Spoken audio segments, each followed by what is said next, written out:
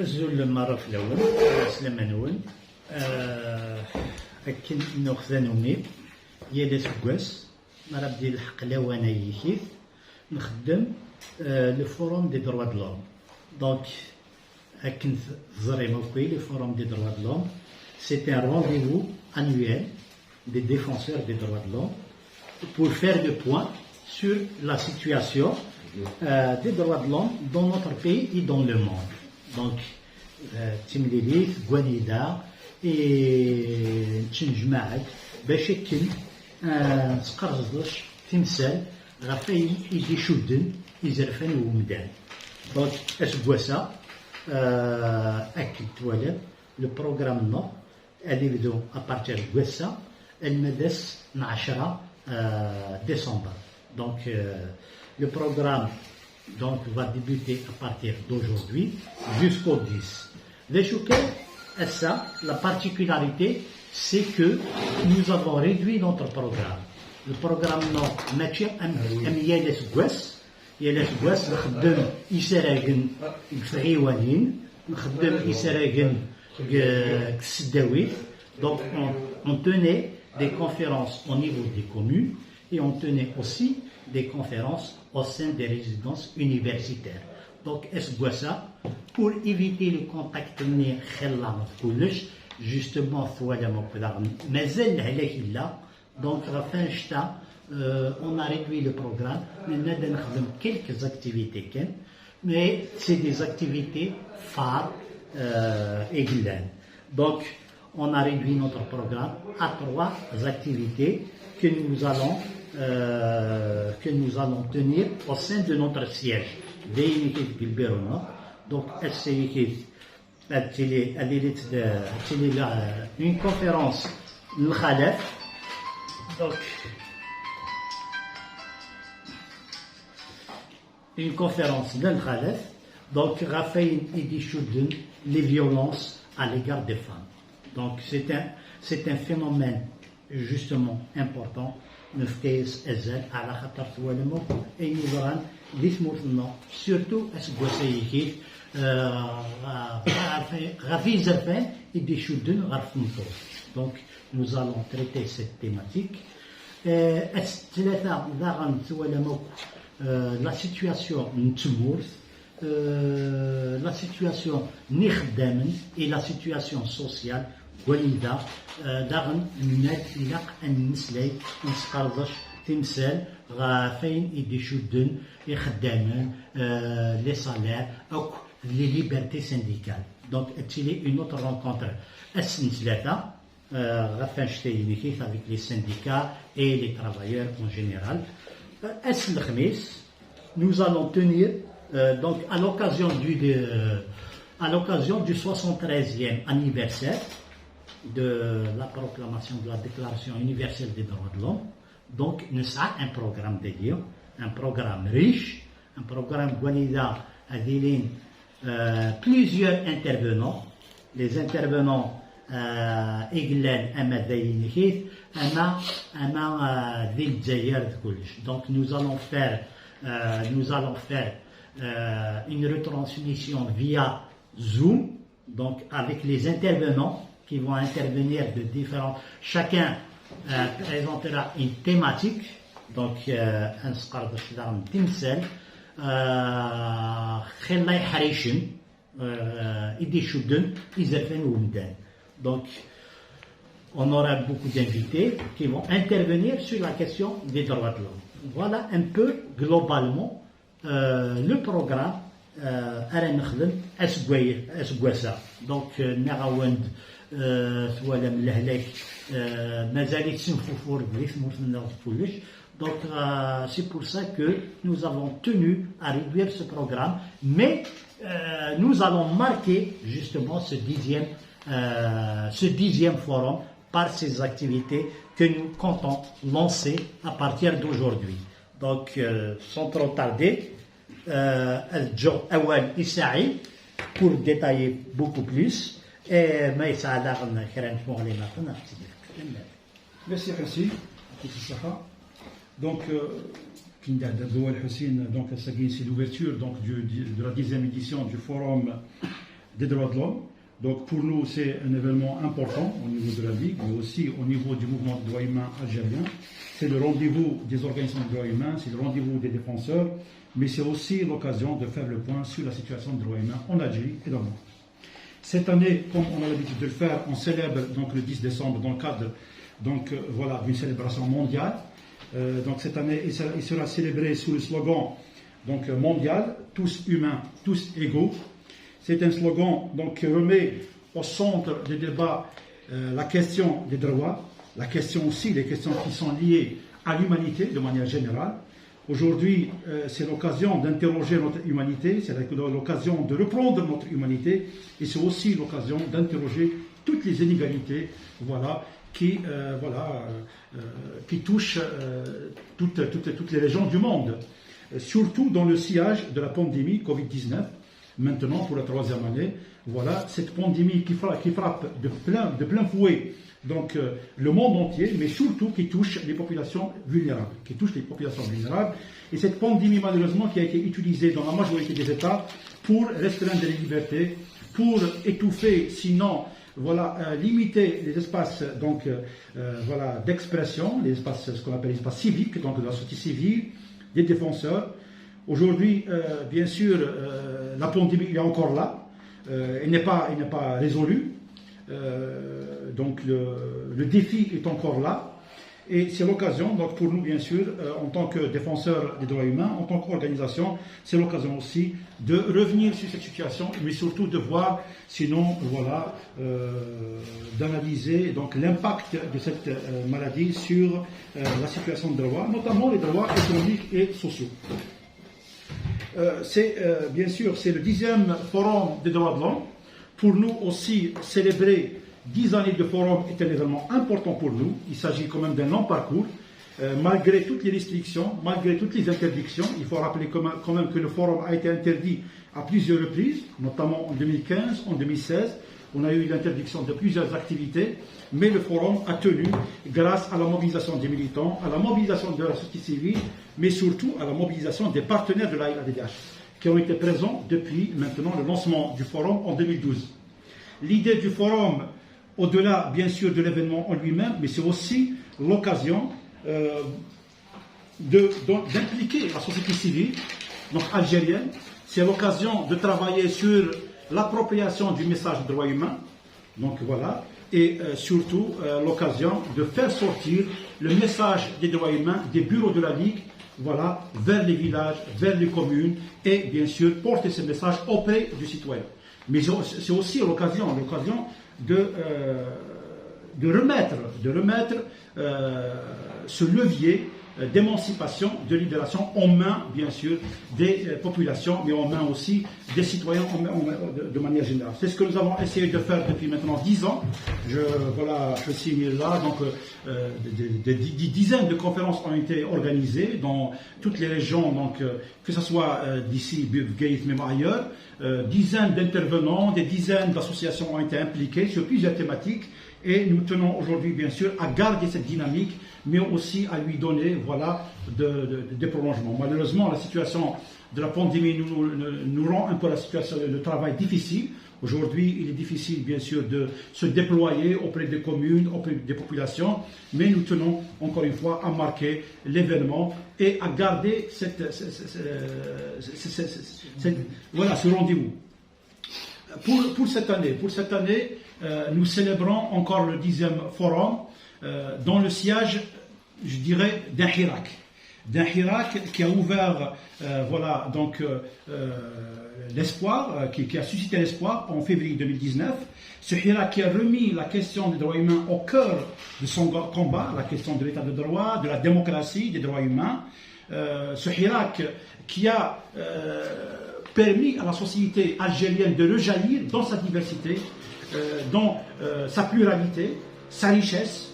On l'a vu marcher pendant des mois, sinon pendant 2 ans et demi, dans sa pluralité. Un Hirak, je dirais, en couleur, un Hirak festif, un Hirak joyeux. Mais malheureusement, 2 ans et demi après, le pouvoir, malheureusement, on a fait de ce Hirak un Hirak sans couleur, un Hirak fade, dans le sens où toute expression démocratique a été éteinte à partir de mars 2021. Il faut quand même revenir à cette année parce que bon, pour nous, nous allons juste se limiter à 2021. C'est l'occasion de faire le bilan annuel de 2021. 2021, le Hirak a repris avec, après des moments très difficiles en lien avec la pandémie, a repris donc à partir du 16 février, à partir donc de la marche de Kharata, le 22 février à l'échelle nationale. Je parle bien sûr 2021. Après une longue période, je dirais, de trêve sanitaire. On a même entendu beaucoup de gens parier sur la mort du Hirak, mais le Hirak est revenu, ce qui a démontré encore une fois sa force et sa résiliation, donc à partir de février 2021. Mais malheureusement, à partir de mars, le pouvoir a décidé donc voilà, de refermer cette parenthèse, d'interdire d'abord les marches des étudiants dès mars 2021 et puis les marches du Hirak donc à Alger. Et à partir donc de mai 2021, on a vu tout l'arsenal juridique, toute la campagne de répression qui s'est acharnée contre le peuple algérien, contre donc toute expression démocratique, toute expression autonome. Et on a vu comment justement cette campagne s'est déclinée par les arrestations massives, par les restrictions des libertés fondamentales, au point où maintenant nous arrivons à enregistrer donc près de 270 détenus d'opinion. Nous avons enregistré donc jusqu'à maintenant donc des milliers d'interpellations juste pour l'année 2021, donc près de 7000 interpellations pour 2021, près de 490 mandats de dépôt juste pour l'année 2021. Nous enregistrons 470 donc mandat de dépôt juste pour 2021. Nous avons enregistré jusqu'à maintenant donc l'interdiction et la fermeture donc de plusieurs journaux, mais aussi et surtout pour nous, nous avons perdu un allié de taille qui est Rage, qui est une association qui nous a accompagnés dans tous nos forums depuis son lancement, c'est-à-dire depuis 2021 jusqu'à maintenant. Aujourd'hui, malheureusement, l'association Rage est dissoute par une décision arbitraire. Bien sûr, d'autres associations encore ont subi les mêmes sorts, notamment l'association SOS Bablouad, d'où son président est toujours en prison, Nasser Marni, mais aussi les autres partis politiques voilà, qui sont aujourd'hui l'objet de menaces de dissolution, voilà, notamment le PST, l'ICP. Nous notons aussi l'arrestation et la détention arbitraire de notre ami Fethi Garas, qui est coordinateur du MDS. Donc aujourd'hui, sur le plan des libertés individuelles, des libertés collectives, des libertés démocratiques, nous dirons que la situation s'est empirée au point où aujourd'hui nous enregistrons un retour, sinon une régression pire que avant 2018, carrément pire que 2018. Voilà. Donc toutes les questions qui ont été posées par le Hirak en 2019, notamment l'état de droit, le respect des droits humains, les libertés démocratiques, restent posées et elles restent sans réponse jusqu'à maintenant. D'où la pertinence du Hirak, la pertinence du mouvement du Hirak que nous avons accompagné, que nous avons appuyé jusqu'à maintenant. Voilà, donc pour nous aujourd'hui c'est l'occasion de lancer donc, ce forum, c'est l'occasion bien sûr de remettre au centre de l'actualité, d'abord pour nous la question qui nous interpelle le plus, c'est la question des détenus d'opinion aujourd'hui, qui reste encore une tache noire, vraiment une tache noire de 2021, de 270 détenus d'opinion, toutes les interdictions, toutes les restrictions des libertés fondamentales aujourd'hui qui nous interpellent et qui interpelle aujourd'hui d'abord le mouvement des droits humains, mais toute la classe politique et toute la société civile. Aujourd'hui, encore une fois, c'est l'occasion, bien sûr, de réitérer notre demande, notre plaidoyer pour la libération de l'ensemble des détenus politiques et des détenus d'opinion, pour la libération du champ médiatique, du champ démocratique et pour l'ouverture d'une solution politique à la hauteur des attentes du peuple algérien, notamment le changement démocratique. Aujourd'hui, cette question est plus que jamais d'actualité.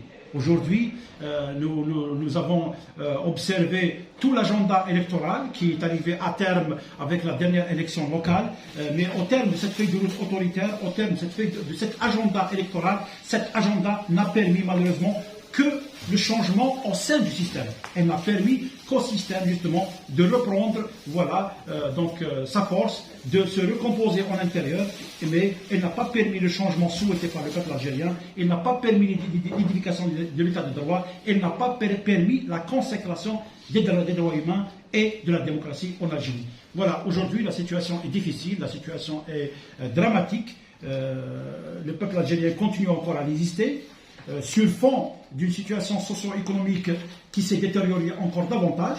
Aujourd'hui, nous n'avons pas seulement perdu les droits civiques, mais nous avons aussi perdu les droits sociaux et les acquis sociaux qui ont été arrachés par le peuple algérien, par de hautes luttes et par des sacrifices, je dirais, ultimes.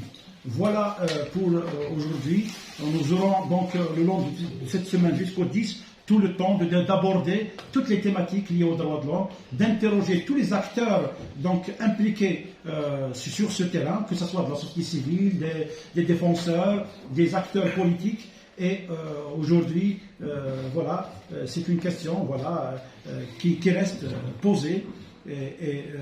Voilà, aujourd'hui, encore une fois, la solidarité, notamment avec les détenus, la solidarité avec toutes les victimes des abus et de l'arbitraire est, voilà, plus que souhaité, mais est vital pour permettre justement au peuple algérien de continuer son combat, de continuer justement son parcours pour voilà, l'aboutissement de ces revendications légitimes.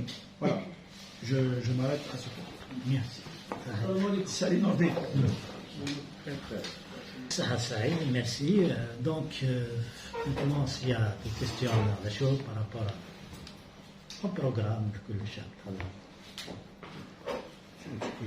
à long terme. Bien sûr. Une fois pour toutes. Il faut pour toutes, soit mis devant la réalité. Alors, c'est Ligue algérienne de défense des droits de l'homme ou alors Ligue algérienne de défense des droits humains. Voilà, parce que on a l'impression que les femmes sont, puisqu'on parle des femmes qui vont venir cet après-midi, on a l'impression que même à ce niveau, elles sont exclues. Voilà. Est-ce que c'est quoi cette désignation? Est-ce qu'elle concerne les femmes ou pas? Grosso modo. Cette question, pour nous à la Ligue, bien sûr, nous préférons de parler des droits humains. C'est une définition qui englobe donc plus toutes les sensibilités, toutes les franges donc des droits humains de manière générale. Mais sinon, par rapport à la LADDH, c'est la Ligue algérienne pour la défense des droits de l'homme avec un grand H. Et ça reste aussi l'héritage de la Ligue depuis sa création en 1985, mais aussi depuis son officialisation en 1989.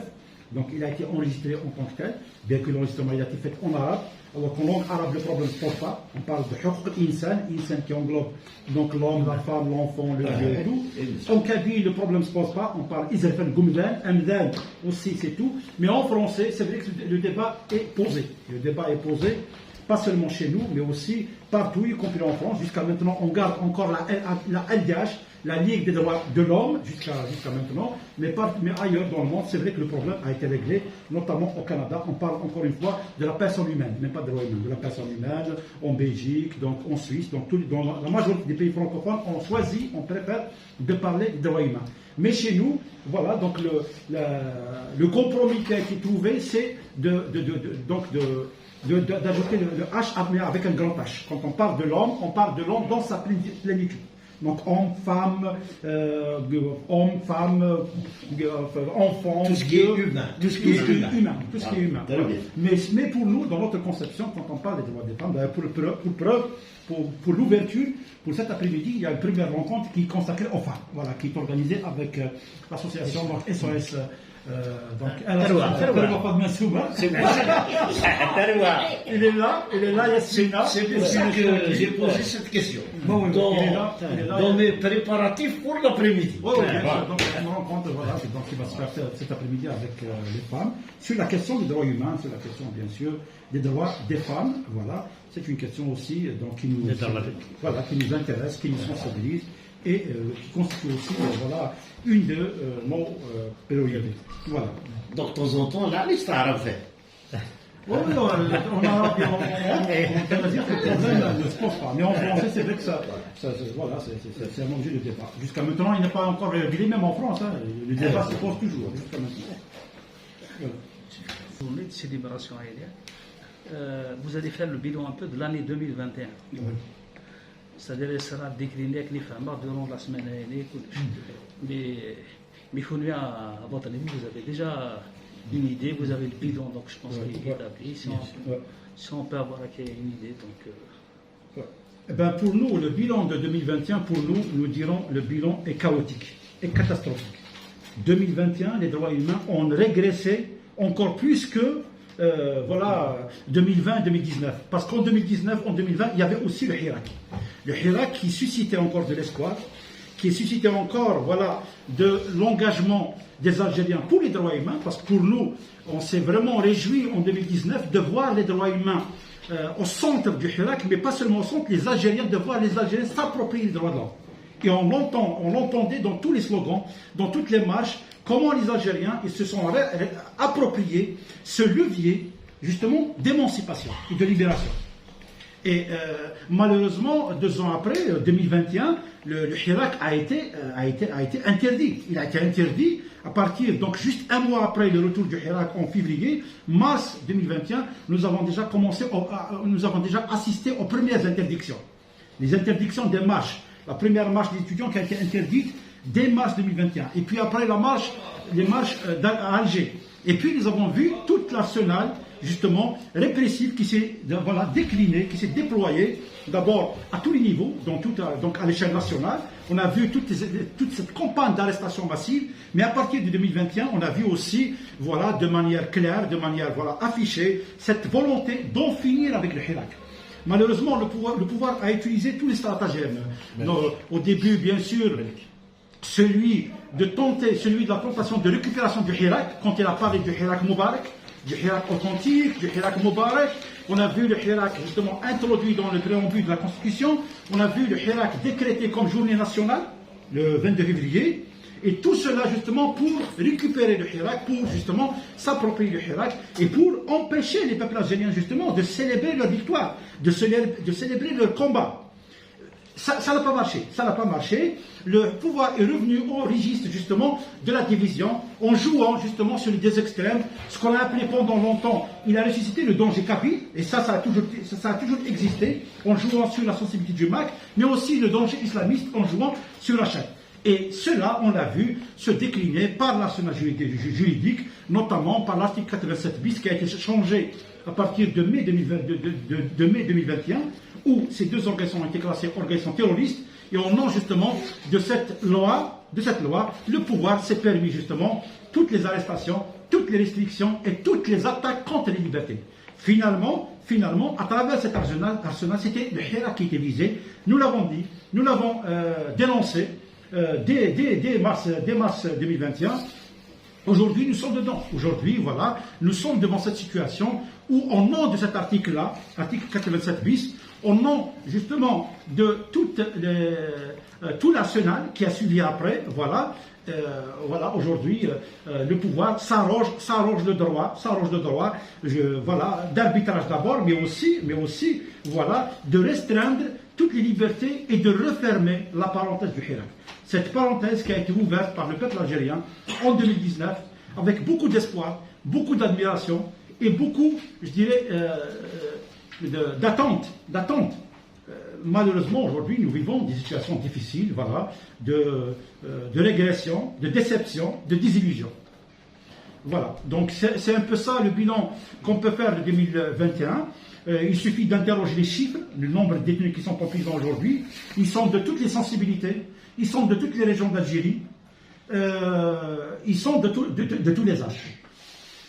Pour dire que finalement, le pouvoir vise tout ce qui bouge dans la société, toutes les voix discordantes, toutes les voix qui continuent encore de revendiquer le changement.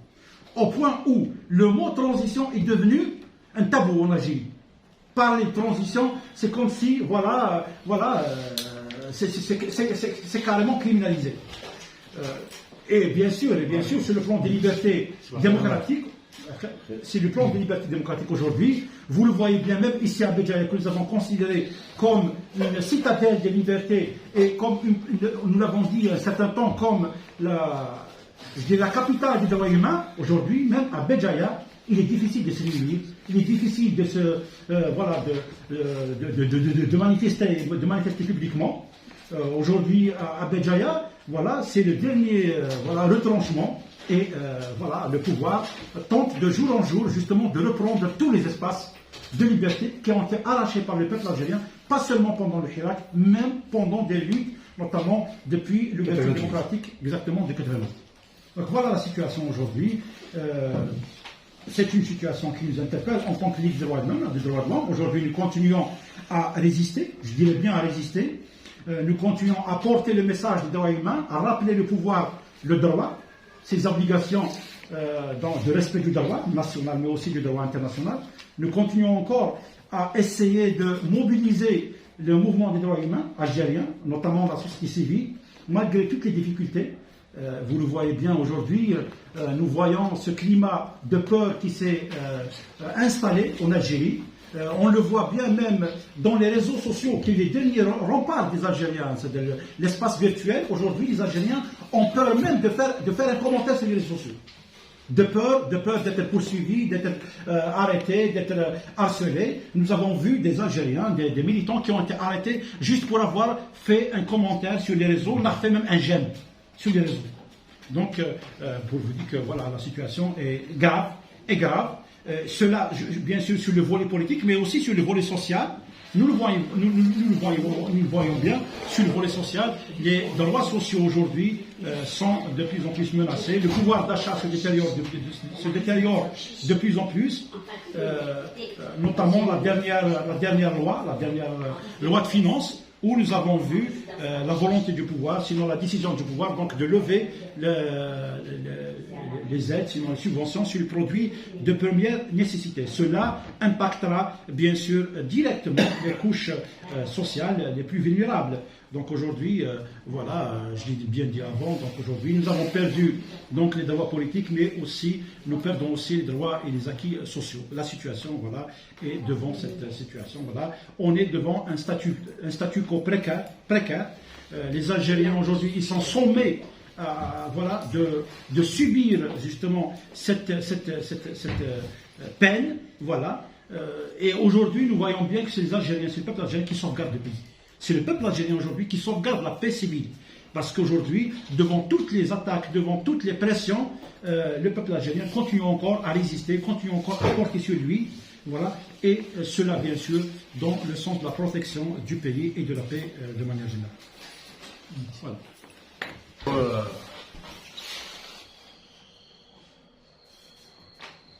Oui. Toujours dans le programme du forum. Donc, au niveau de la Ligue, on a discuté avec Houssine sur la réunion du mardi, parce que même les syndicalistes, les travailleurs, les retraités, ils n'arrivent pas à se réunir, à se voir pour discuter sur le Fonds social aérien. Donc, on a programmé une réunion avec les syndicats autonomes, avec un nouveau syndicat que j'ai invité, Ranas Ossara, c'est les retraités. Ils ont un petit bureau à Béjaïa, ils attendent l'agrément, ils vont venir. On va aussi inviter le syndicat de commerçants. J'ai discuté avec eux, qui vont venir parce que les commerçants aussi, ils ont des problèmes dans le cadre des impôts, ils ne travaillent pas pendant des années, donc ils vont essayer de l'envoyer. Donc mardi à 14h, Mazarine, les BLIC, les syndicats autonomes, même les militants syndicaux du GTA,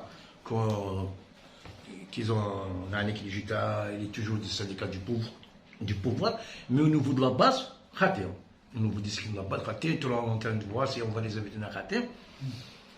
Donc, il faut que, parce que le Hirak a les syndicats, ils ont accompagné le Hirak, mais en bas, il y a des problèmes syndicaux, les responsables syndicaux au niveau national. Syndicats autonomes, il y a des syndicats proches du pouvoir, il y a des syndicats non proches. Mais au niveau de Béjaïa, tout le monde est avec nous, donc on va inviter pour discuter sur parce que avec l'augmentation qu'il y aurait d'ici un mois sur les produits d'appel, qu'on appelle les produits d'appel, et le risque est à la valeur, je me dis que je vais marcher tout le temps, il y a le risque, je me dis il faut aller voir les marchés, que j'ai vu les marchés pendant les femmes, les vieilles femmes, les retraités, les marchés, vraiment, les retraités aussi, le salaire depuis 8 mois, suite à chaque mois de mai, il y a une augmentation. Ils ont, depuis Tebboune, il a arrêté l'augmentation de c'est grave. C'est grave. En même temps, les syndicalistes, surtout les syndicats, j'ai discuté avec tous les syndicats autonomes de Gaïf, parce qu'on va se réunir, on est d'accord. Mais il y a des choses, on a programmé le thème, c'est les libertés syndicales, de réunion, en même temps le pouvoir d'achat. La situation sociale. Voilà, la situation sociale. Donc, même Mazarem, des commerçants, depuis 2 ans, 3 ans, on a remarqué des commerçants qui n'ont pas payé la Casmos, ils n'arrivent pas à avoir la carte Chifa. Les médicaments, ils ne rien. Il y a beaucoup de commerçants, des petits commerçants, ça a des problèmes de la carte Chifa. Donc, la carte rouge, pour même ce qui est douancé, surtout c'est plus grave. Donc, il y a mardi, j'appelle tous les syndicats autonomes, tous les militants syndicats de la conférence. Tandis que la conférence va être animée. Il va être animé par Chiboul. J'ai vu avec le camarade Nord qui va nous aider de la conférence. Il faut que les syndicalistes. On discutera de ça dans la thématique. On va approfondir. Je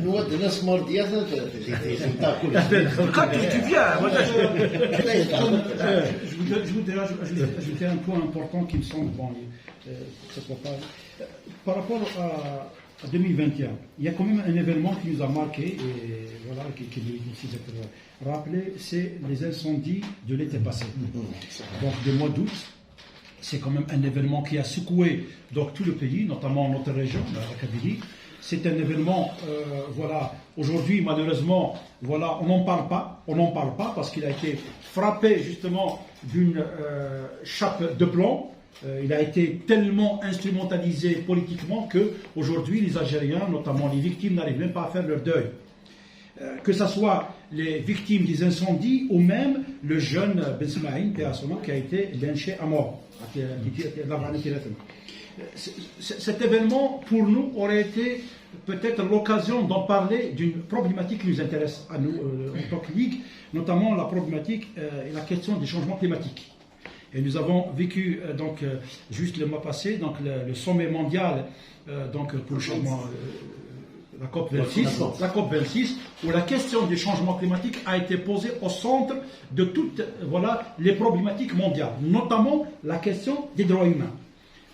Aujourd'hui, nous l'avons d'ailleurs constaté le nombre de 2021, le nombre de catastrophes naturelles qui ont secoué le pays, que ce soit les incendies de l'été, que ce soit les inondations qui ont touché plusieurs régions, au point où on a eu même la disparition d'un avocat à Alger, le jeune avocat qui a été importé par les eaux. Aujourd'hui, les tremblements de terre aussi. Donc cette question, le drame d'août 2021 aurait été vraiment l'occasion justement d'en discuter, d'en débattre des problématiques réelles qui touchent l'Algérie, qui touchent toutes les régions. Et malheureusement, cette question a été escamotée, a été tellement instrumentalisée au point où on n'en parle pas. On n'en parle pas et on a peur même d'en parler. On a peur d'en parler parce qu'aujourd'hui, parler des incendies, c'est risquer aussi des poursuites judiciaires. Pour nous, en tant qu'LADH, nous avons bien sûr suivi avec grande douleur ce qui s'est passé. Nous avons été donc à l'Arbanet Thérathin, nous avons rencontré la population, nous avons assisté à l'enterrement donc des victimes, nous avons plaidé, nous avons demandé à plusieurs reprises l'évacuation des blessés qui ont été donc heureusement pour le gros évacués en Turquie, les incendies les brûlés des incendies. Mais la question du droit, la question de la vérité n'a pas été encore dite. C'est pour cela que nous avons revendiqué un procès équitable, d'abord pour les gens qui ont été arrêtés. Il faut dire quand même que plus de 200 personnes ont été arrêtées, poursuivies, donc d'être derrière les incendies. D'autres aussi ont été arrêtés donc, dans le lynchage et l'assassinat de Jamal Ben Ismail. Donc à l'occasion, c'est l'occasion aussi de réitérer notre demande d'un procès équitable. Jusqu'à maintenant, le procès est toujours en instruction, le procès n'a pas été fait, la vérité n'a pas été dite, et c'est l'occasion aujourd'hui, bien sûr, de revenir sur cette question et bien sûr de réitérer notre demande d'un procès équitable, que ce soit pour ce qui s'est passé. Nous avons même aussi revendiqué une commission d'enquête indépendante pour les incendies, mais aussi pour je dirais le lynchage dramatique de Jamal Ben Ismail. Et c'est l'occasion aussi d'interpeller les pouvoirs publics concernant la question des catastrophes naturelles et des changements climatiques. Ce qui s'est passé à l'Arba ne doit plus se reproduire. Ce qui s'est passé à Alger ne doit plus se produire. Mais malheureusement, nous assistons chaque année à chaque crue, à chaque malheureusement à chaque incendie, nous assistons à des morts d'hommes, alors que on pouvait éviter de tels drames. Donc voilà, pour nous, nous avons vraiment vécu cela avec une grande désolation, une grande consternation. Et voilà, donc c'est aussi l'occasion de revenir sur cet événement dramatique pour le pays, qui secoue encore les consciences jusqu'à maintenant. Voilà, la plaie n'a pas été encore refermée. Voilà. Tu as parlé d'un procès équitable. Oui. J'ai assisté lors d'une conférence, un avocat nous dire qu'un procès équitable, c'est quand il y a un climatiseur dans la salle, quand il y a des toilettes, quand on sert de l'eau, etc. Est-ce que c'est ça un procès équitable? Ou alors explique-nous ce que c'est qu'un procès équitable pour adhérer un peu à cette idée de procès équitable. Mais là, le ventilateur de Nath, je pense qu'on s'est foutu de ma gueule. Moi, personnellement, je sens ça comme une insulte aux citoyens. Voilà. Donc, encore une fois, éclaire-moi lanterne. Chitel va nous éclairer. Il est là. Voilà. C'est un avocat. Il a déjà formé des A, il a déjà assuré des formations équitables. Juste pour c'est nous. encore mieux, il est avocat. Avant de parler des normes d'un procès équitable, pour nous, ce qui nous intéresse dans le procès équitable, c'est que le droit soit dit, que la vérité soit dite. C'est ça la finalité d'un procès équitable. Que le droit soit respecté, y compris donc pour les assassins, y compris pour tout justiciable, et que la vérité soit dite. Voilà. Maintenant, pour le procès équitable, donc il y a des normes, bien sûr, que Maître Chitel pourra développer et pourra nous éclairer. Donc, par rapport à la question, c'est-à-dire des normes d'un procès équitable, on fait directement référence à la Déclaration universelle des droits de l'homme et surtout au Pacte international des droits civils et politiques. C'est-à-dire chaque État doit adapter ses textes de loi au nom d'un procès équitable. Bien évidemment, donc, à chaque fois qu'on parle d'un procès équitable, généralement, on fait référence au texte de procédure pénale et au texte aussi de droit pénal. Moi, je pense, par rapport à ça, qu'on n'a pas un problème de texte, réellement. C'est-à-dire, bien évidemment, ce qui nous inquiète, ce qui nous interpelle aujourd'hui, c'est la question de l'indépendance de la justice. On parle de l'indépendance des magistrats. Par rapport à cette question, donc on a vu que sur les textes qui régissent l'appareil judiciaire en Algérie, on l'a souvent critiqué. Donc on a deux textes principaux. On a la loi le 1104 et le 1204. Donc on a remarqué, c'est-à-dire à travers ces deux textes, que l'appareil judiciaire est mis entre les mains de l'exécutif. C'est-à-dire, on a remarqué que les deux textes, bien évidemment, qu'il est très facile c'est-à-dire pour le ministère de la Justice, de préparer un dossier disciplinaire contre un magistrat, ce qui va droit directement à dire que nos juges aujourd'hui n'ont pas assez de garanties de faire justice. C'est ça le problème qui se pose en Algérie. Malgré que la Constitution, donc la nouvelle révision constitutionnelle, il a parlé, c'est-à-dire sur cette question, est-ce que le juge doit être indépendant, il doit trancher sur les dossiers indépendamment, loin des pressions, etc. Mais là, le problème qui se pose, ce sont les deux textes qui régissent l'appareil judiciaire, qui est le 1104 et le 1204. On a entendu la dernière fois dans le discours du président de la République, donc il a fait référence aux deux textes. Il y a deux projets qui sont en cours de préparation au niveau du ministère de la Justice, effectivement de revoir ces règles qui régissent l'appareil judiciaire.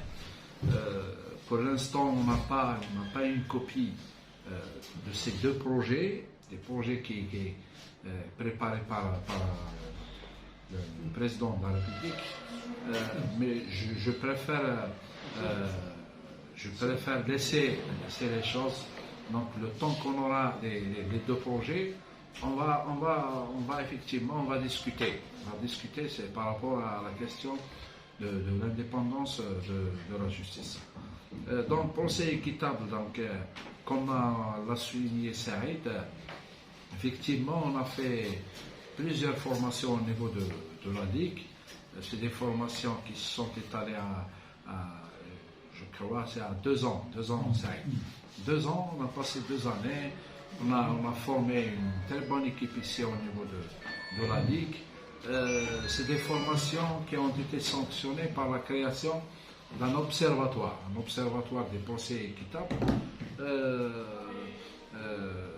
Donc le projet il a été fait par des juristes, il y a des avocats, il y a des enseignants universitaires. Et je crois qu'il faut revenir une deuxième fois par rapport à la formation sur le procès équitable, parce qu'on a constaté que les 2 dernières années, il y avait, c'est-à-dire des modifications, des amendements dans les textes de loi, bien évidemment dans le code des procédures pénales et même dans le droit pénal. Donc la dernière fois, on a fait une conférence par rapport à l'article 87 bis du code pénal. On a parlé effectivement que l'exécutif, le pouvoir exécutif, il s'est emparé du pouvoir, c'est-à-dire des prérogatives du pouvoir législatif. Effectivement, par la création d'une commission nationale qui établit la liste d'organisations, la liste de personnes qu'on qualifie de terroristes. On qualifie de terroristes. Là, il faut revenir effectivement à cette question, et on a constaté à travers la lecture juridique de ce nouveau texte qu'effectivement les deux textes, c'est-à-dire dans l'application des textes, on aura beaucoup de problèmes de parler sur le procès, le droit à un procès équitable.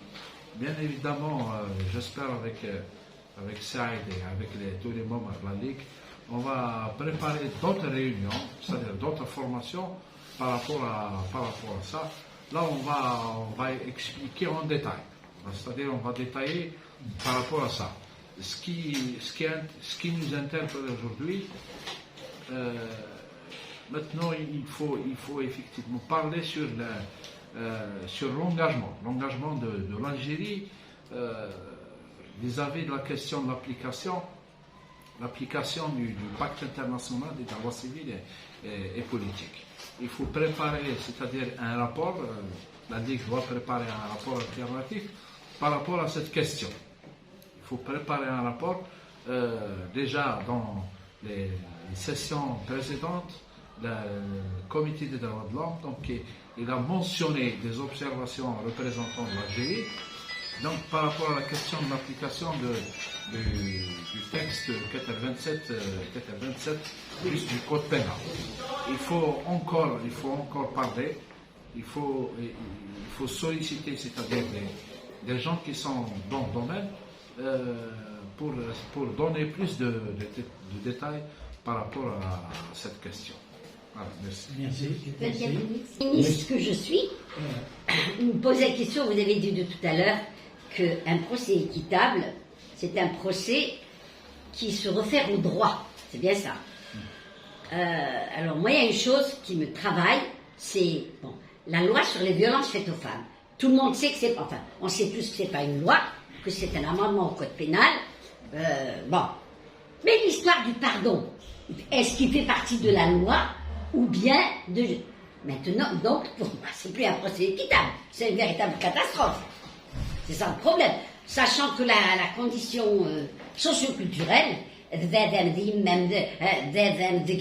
n'importe quoi, contre les violences faites aux femmes, je ne parle que de celui-là. Comment peut-on réagir maintenant? Est-ce que, si on assiste à un procès, avec ce système, avec cette loi, est-ce un procès équitable? C'est ça mon problème. Donc rien n'est équitable dans cette situation. Parce qu'elle est perdante de toute façon sur toute la ligne. Donc, d'abord, il y a un problème dans le signalement des cas. C'est-à-dire les victimes. Ils doivent d'abord signaler, c'est-à-dire ces violations. Et signaler par le dépôt de plainte. Par un dépôt de plainte. Je pense par rapport à la question des violations faites aux femmes, c'est un problème qui ne se pose pas uniquement en Algérie, il se pose à travers tous les pays du monde. Même en France, ils ont c'est-à-dire ce problème. La question du pardon, c'est une question, c'est un droit qui est reconnu à la victime, c'est-à-dire une femme qui est victime. S'il pardonne à son mari ou à son agresseur, dans ce cas, le juge doit mettre un terme. Même s'il la massacre. Oui. Même s'il la massacre. Même si. C'est pas même s'il la massacre, non. On ne parle pas de massacre. C'est-à-dire. Problème. D'accord. Bon, il y a des conditions par rapport à ça. C'est-à-dire quand il y a une agression qui va causer, c'est-à-dire des dégâts corporels, là c'est une autre paire de manches. Je pense que pour discuter par rapport à cette loi, il nous faut c'est-à-dire une conférence. En tout cas, on traitera ça l'après-midi dans la conférence, dans la thématique. Quand on demande aujourd'hui, quand on accorde le pardon, est-ce qu'on va mettre la procédure? Zik, non. Zik, même cette pardon. L'après-midi, on abordera la question. Maintenant, on est là juste pour présenter globalement le programme du forum collège. Voilà, on a débattu. Juste sur cette question, on ne peut pas rentrer parce qu'il y a quand même une rencontre cet après-midi. C'est tellement la question de la violence faite aux femmes, la question des féminicides, ils seront à l'ordre du jour. Et c'est une question d'actualité. Et par rapport au procès équitable, au-delà des normes, pour nous, ce qui nous intéresse aussi, c'est la loi elle-même. Et peut-être Chiter a parlé de ça. Et nous avons assisté récemment à la création, à l'installation de la Cour constitutionnelle. Qui est, le gouvernement, on a vu, il a fait toute une campagne derrière ça, une grande réalisation. c'est vrai que la Cour constitutionnelle pouvait être une voie de recours, y compris par rapport à la loi quand elle n'est pas conforme aux standards universels des droits humains, mais aussi aux standards nationaux. Mais malheureusement, cette Cour, il a été tellement verrouillé avant son installation et durant son installation qu'elle devient déjà difficile. Voilà, on n'attend pas grand-chose. Bien que les avocats ont réalisé quand même une première victoire à travers l'article 24. Nous espérons. Maintenant, il faut mettre cette Cour devant le test. Il faut la mettre devant l'examen. Et c'est l'occasion peut-être, voilà, voir toutes les possibilités, justement, de recours quand les lois ne sont pas conformes aux standards universels, notamment la loi sur le pardon, mais beaucoup de lois, la loi sur la réconciliation nationale, le code de la famille, beaucoup de lois en Algérie aujourd'hui sont contraires justement aux standards universels parce qu'ils sont aussi le fruit des tiraillements, des négociations dans la société, mais aussi dans le pouvoir. C'est aussi malheureusement ça aussi dans notre réalité. Donc la Cour constitutionnelle ouvre cette brèche à condition, bien sûr, de travailler et puis de mettre, bien que, bon, je vous le dis avec toutes les réserves, bien sûr, mais c'est aussi une possibilité, ça se fait ailleurs dans le monde, on peut, voilà, contester une loi quand elle n'est pas conforme au droit national. S'il te plaît, une constitution. Il y a un président qui a lu un verset coranique, et ensuite, on faisait venir des personnes, poser la main sur le Coran, il ne récitait pas le verset. Il disait, je ne sais pas, un terme. Un serment. Je jure d'être fidèle à ce que vous venez de dire ou quoi. Et il disait. C'est le serment. Donc c'est. Ils sont assermentés. Donc. Mais pourquoi il ne répétait pas le chose? Pourquoi il n'a pas répété le truc? C'est un détail là, son importance. Non, le détail peut-être qui peut attirer l'attention, c'est d'abord la composante, la nomination du président lui-même. Le président du Conseil a été nommé par le président de la République. Déjà, voilà, qui pose déjà problème dès le début.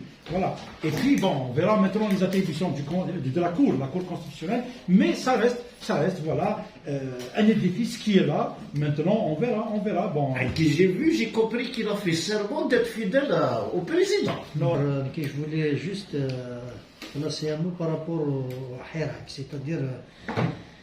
Je pense que le Hirak, il n'a pas été décidé par quelqu'un pour qu'aujourd'hui, par exemple, quelqu'un va lui fermer la parenthèse ou là. Je pense le Hirak, c'est un mouvement populaire, pacifique, et qui voulait changer le système. Et il était depuis 62 jusqu'à aujourd'hui, donc il y avait beaucoup, c'est-à-dire le peuple, il s'est soulevé pour un changement du système, pacifiquement bien sûr.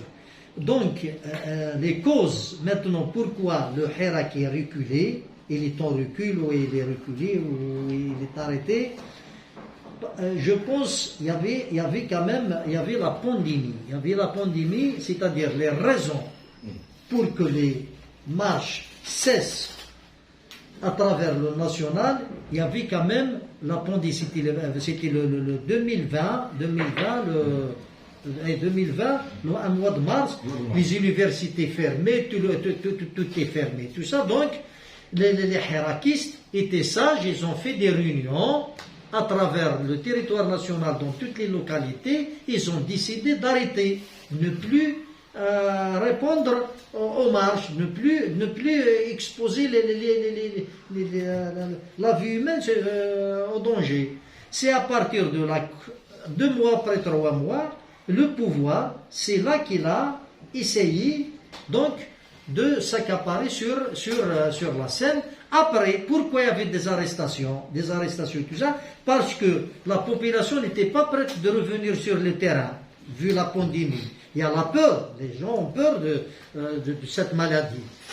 Après, il y a des hirakistes qui ont essayé d'occuper des places, mais ils n'étaient pas nombreux. C'est ça que le pouvoir a sauté sur l'occasion pour faire des interpellations, puisqu'il n'y avait pas des foules nombreuses. C'est à partir de là que le pouvoir a enclenché la machine répressive sur des hirakistes, sur tout ce qui veulent revenir sur le terrain, faire la marche. bien sûr, en cachant derrière la pandémie, dire Billy, on prend celui-là, on va l'interpeller parce qu'il voulait mettre la vie des humains en danger. C'est-à-dire au vu de comment justifier les interpellations. C'était comme ça. Donc la pandémie, elle est encore là. Mais il y a quelque chose à mon avis, il y a quelque chose qu'il faut prendre en considération. C'est bien les élections.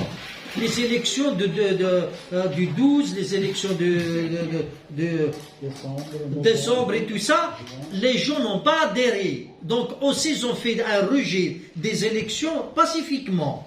Donc le Hirak il est là, le peuple il est toujours là pour le rejet de ce système et pour faire un changement. Bien sûr le changement, si on ne perd pas de vue, c'est tous les partis démocratiques, tous les gens qui ont sorti dans la rue pour un changement radical étaient pour une transition, et pour une transition démocratique et pour un processus constituant souverain que les gens perdent maintenant depuis. Donc aujourd'hui, pour dire que le Hirak est encore vivant, c'est les élections qui n'ont pas eu lieu dans les processus passés. Donc on a vu que les gens n'ont pas adhéré pacifiquement, ils ont fait un rejet. Voilà, donc aujourd'hui, dire le Hirak, c'est fini, je ne pense pas. Il y a la pandémie, elle existe encore. Donc les gens ont peur des marches, des rassemblements et tout ça, mais je pense le peuple, il est déterminé pour aller au changement. Merci. Clôturé.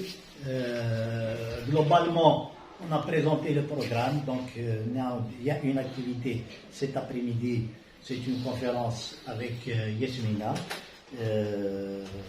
et d'autres femmes aussi. Donc le mardi, une autre conférence avec les travailleurs sur la situation sociale de l'USH. Et le jeudi, nous allons aborder plusieurs thématiques. Donc voilà globalement le programme. Donc rendez-vous samedi, veillez à partir de 13h30. Merci.